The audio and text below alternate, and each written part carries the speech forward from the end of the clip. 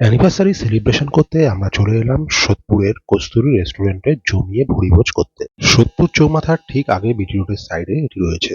ভেতরের অ্যাম্বিয়েন্সটা ছিল খুব সুন্দর এবং সাজানো গোছানো, যেখানে মূলত নস্টালজিক কলকাতা এবং বাঙালি কালচারকে ফুটিয়ে তোলা হয়েছে। এরপর মেনু কার্ডে চোখ বুলিয়ে আজকে আমরা আমাদের অর্ডারটা দিয়ে দিলাম।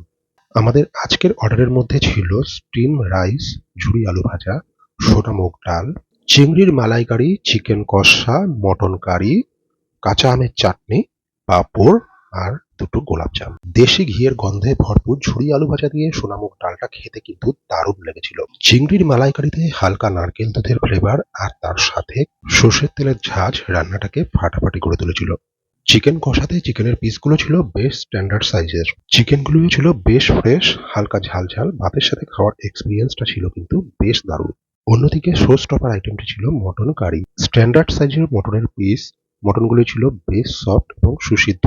গরম মশলার একটা হালকা ঝাঁঝ এবং হালকা স্পাইসি। আর খাবার এক্সপিরিয়েন্সটা ছিল জাস্ট ওয়াও। সবশেষে কাঁচা আমের চাটনি আর গোলাপজাম সম্পর্কে আলাদা করে বলার কিছু নেই। এক কথায় একটা জমাটি ভুরিভোজ এনজয় করে আমরা চললাম বাড়ির পথে।